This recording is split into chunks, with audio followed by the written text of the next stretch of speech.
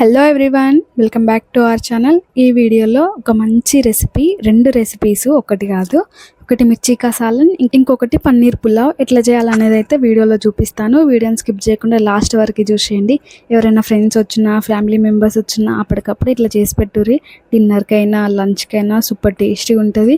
అట్లనే మంచిగా ఎంజాయ్ చేస్తారు అందరూ కూడా, ఫ్యామిలీ అంతా. ఈ మంచి రెండు రెసిపీస్ ఎట్లా చేయాలనేది మీకు తెలవాలంటే వీడియోని లాస్ట్ వరకు స్కిప్ చేయకుండా చూసేయండి. వీడియోకి అయితే ఒక లైక్ చేయరి.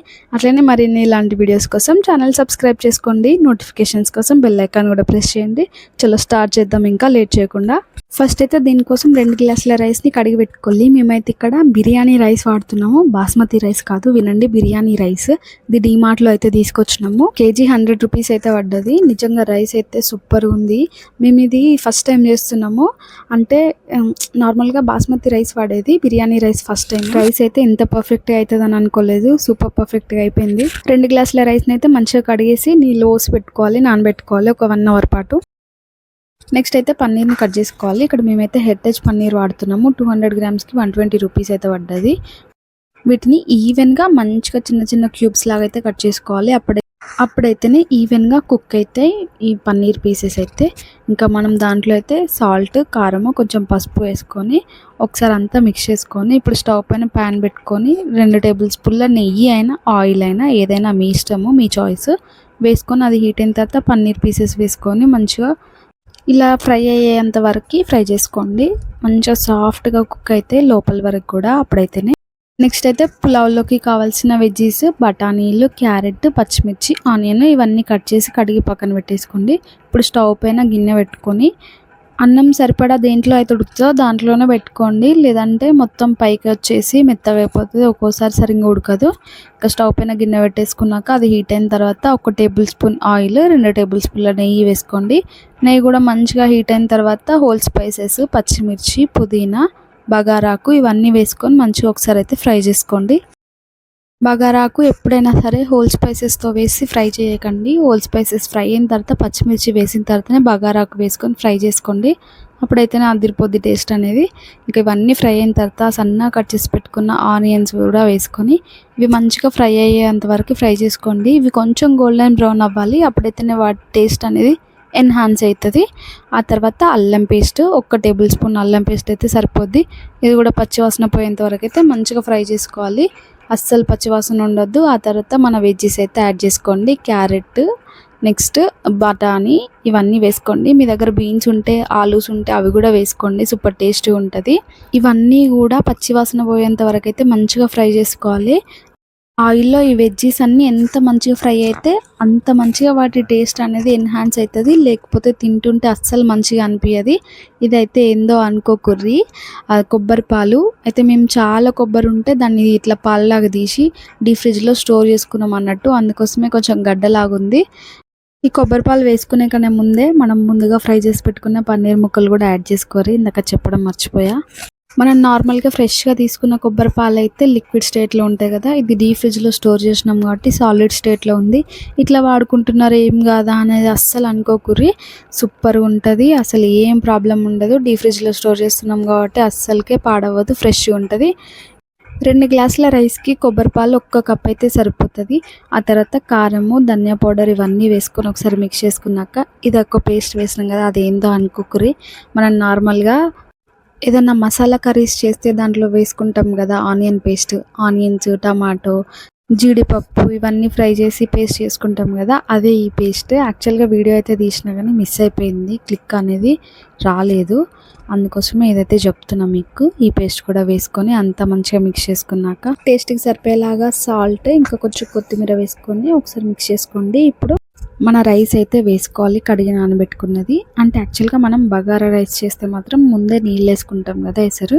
పులావ్ కాబట్టి ఇది ముందే రైస్ అయితే వేసుకోవాలి. రైస్ మొత్తం వేసుకొని ఒకసారి అయితే మిక్స్ చేసుకోవాలి. ఆ తర్వాత ఎసరు అయితే వేసుకుంటాం. అడుగు నుంచి ఇట్లా కలుపుకోవాలి, అప్పుడైతేనే రైస్ అనేది మొత్తం మసాలా అంతా మిక్స్ అయిపోద్ది రైస్కి, అప్పుడైతేనే టేస్ట్ ఎన్హాన్స్ అవుతుంది.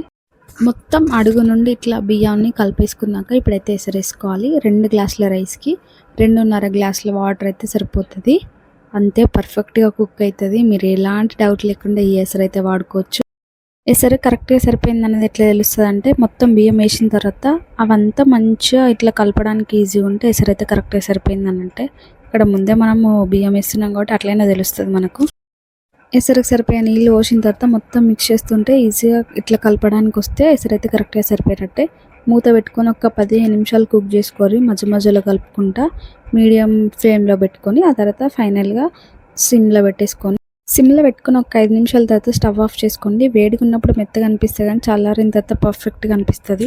సో రైస్ అయితే అయిపోయింది. ఇప్పుడైతే మిర్చి కాసాలని దానికోసం గుప్పడి పల్లీలు, గుప్పడి నువ్వులు వీటిని అయితే దూరగా మంచిగా వేయించుకోవాలి. ఈవెన్గా వేగిపోవాలి ఇవైతే. అందుకోసమే సిమ్లో పెట్టుకొని వేయించుకోండి. కంప్లీట్గా కలుపుతూ ఉండాలి, అప్పుడైతేనే మంచిగా వేగిపోతే. ఇవి చల్లారిన తర్వాత వీటిని అయితే గ్రైండ్ చేసుకోవాలి పల్లీల పొట్టు దులిపేసుకొని. వీటితోటే మంచి పేస్ట్ అయితే తయారు చేసుకుంటాము. ఫస్ట్ అయితే పల్లీలు, నువ్వులు వీటిని అయితే గ్రైండ్ చేసుకోవాలి పొడిలాగా, నీళ్ళు లేకుండా. ఇప్పుడు దీంట్లోనే ఒక 2 టీ స్పూన్ల పెరుగు అయితే వేసుకోండి. పెరుగు వేసుకున్నాక మంచి క్రీమీ టెక్స్చర్ వచ్చేటట్టు పేస్ట్ని అయితే తయారు చేసుకోండి. మనం వాడుకుంటాం కదా ఫ్రెష్ క్రీమ్, అట్లాంటి టెక్స్చర్ వచ్చేటట్టు కొన్ని వాటర్ వేసుకొని గ్రైండ్ చేసుకోండి. ఇప్పుడైతే మన దొడ్డు మిరపకాయలు, మేమైతే దొడ్డు మిరపకాయలు అని అంటాం, మీరేమంటారో కామెంట్ చేయరు. వీటిని అయితే ఇట్లా కట్ చేసుకోండి లోపల గింజలు లేకుండా, అప్పుడైతేనే కారం లేకుండా ఉంటాయి. ఇవైతే ఆల్మోస్ట్ ఒక 200 గ్రామ్స్. మనము మిరపకాయ బజ్జీలు చేసేటప్పుడు ఎట్లయితే కట్ చేసుకుంటామో కింద లాస్ట్లో కట్ చేసుకొని మధ్యలో ఈ గింజలు అయితే తీసేసుకోవాలి, అప్పుడైతేనే మంచిగా ఉంటాయి, తినచ్చు ఈజీగా. వీటిని కూడా ఇక స్టవ్ పైన ప్యాన్ పెట్టుకొని ఒక 3 టేబుల్ స్పూన్ల ఆయిల్ అయితే వేసుకోరి. దీనికి ఆయిల్ ఎక్కువనే పడుతుంది.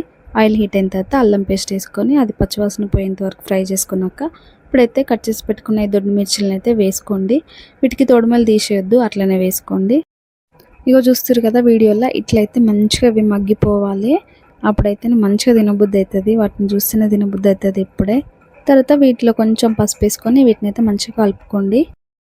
ఈ ముచ్చట చెప్తాను నాకైతే ఒకటి గుర్తొచ్చింది. చిన్నప్పుడు మా ఇంట్లో ఏదన్నా పచ్చడి చేస్తే, టమాటా పచ్చడి అయినా పల్లి పచ్చడి, ఇది అన్నంలోకి ఏదన్నా చేస్తే వాటితో పాటు ఇట్లా మిరపకాయలను అయితే ఆయిల్లో మంచిగా ఫ్రై చేసేది. వాటిని అయితే ఉట్టుగా తినేసేయచ్చు, కొంచెం సాల్ట్ వేసుకొని ఫ్రై చేసుకుంటే వాటిని గింజలు కూడా తీయాల్సిన అవసరం లేదు. ఉట్టుగానే అట్లా అన్నంలో పెట్టుకొని తినేది మస్తు ఉంటాయి అవైతే. ఇక ఈ మిరపకాయలు అయితే మంచిగా ఫ్రై అయిన తర్వాత వీటిని బయటికి తీసుకొని ఇప్పుడు అదే ఆయిల్లో మనం ఇందాక గ్రైండ్ చేసి పెట్టుకున్నాం కదా అదైతే పేస్ట్ని వేసుకోవాలి. ఇది ఆయిల్ పైకి వచ్చేంత వరకు మంచిగా ఫ్రై చేసుకోవాలి సిమ్లో పెట్టేసుకొని. నెక్స్ట్ ఇప్పుడు దీంట్లోకి కొంచెం నెయ్యి, పసుపు, సాల్ట్ ఇవన్నీ వేసుకొని అయితే మంచిగా మిక్స్ చేసుకోవాలి. నెయ్యి అయితే ఆప్షనల్, మీకు నచ్చితే వేసుకొని లేదంటే లేదు. ఆ తర్వాత టేస్ట్కి సరిపోయేలాగా కారం 1 స్పూన్ అయితే సరిపోద్ది. కారం కూడా వేసుకొని మొత్తం అంతా మిక్స్ చేసుకొని ధనియాల పౌడర్ కూడా వేసుకోండి. ఇవి కూడా అన్నీ వేసుకున్నాక మొత్తం మిక్స్ చేసుకొని ఇప్పుడైతే ఎసరికి సరిపోయేలాగా వాటరు 1 గ్లాస్ అయితే సరిపోతుంది, ఎక్కువ కూడా అవసరం లేదు.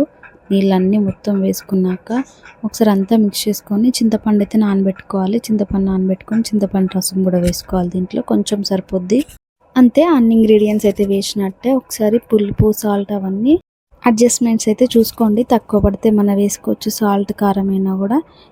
ఇక గంతే, ఏం వేసేది లేదు. ఇవైతే మంచిగా ఇట్లా బాయిల్ అవుతున్నప్పుడు మనమైతే ముందుగా వేయించి పెట్టుకున్న మిర్చీలు అయితే వేసుకోవాలి, లాస్ట్లో వేసుకోవాలి. మొత్తం ఇదంతా మసాలా బాయిల్ అయ్యి ఆయిల్ పైకి వచ్చిన తర్వాత ఇదైతే వేసుకోవాలి.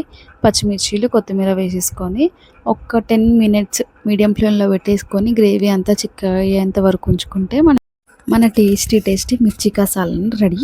సూపర్ టేస్టీగా ఉంటుంది. తప్పకుండా మీరైతే ట్రై చేయాలి కంపల్సరీగా. వేడిగా ఈ పన్నీర్ పులావ్ తోటి ఈ మిర్చి కాసాలని అయితే అద్దరిపోయే కాంబినేషన్. ఈ మిర్చి కాసాలన్నీ ఇంకా బిర్యానీలోకైనా, చపాతీలోకైనా, పుల్కాలోకైనా, దీంట్లోకైనా వాడుకోవచ్చు. ఈ దీంట్లోకైనా కాదు, అన్నిట్లలోకి మసాలా కర్రీ అయితే సెట్ అయ్యిద్ది, పర్ఫెక్ట్ కాంబినేషన్. సో చూసిరు కదా, తప్పకుండా ట్రై చేయండి మీరు కూడా. పన్నీర్ పులావ్ అయితే కంపల్సరీగా ట్రై చేయాలి, సూపర్గా ఉంది. అదైతే నేను చెప్పినట్టు డిమార్ట్ నుంచి బిర్యానీ రైస్ తెచ్చుకొని ఇదైతే ట్రై చేయాలి, అదిరిపోతుంది. సో ఫైనల్గా మీరు కూడా ట్రై చేసి ఎట్లుందనేది కామెంట్ చేయరు. వీడియోకి అయితే ఒక లైక్ చేయరు. అట్లనే ఈ వీడియోని స్కిప్ చేయకుండా ఇంతవరకు చూసినందుకు చాలా థ్యాంక్స్. ఫైనల్గా ఛానల్ కూడా సబ్స్క్రైబ్ చేసుకోరు. ఉంటాం వల్ల అంతే, ఇంకా వీడియో. బాయ్.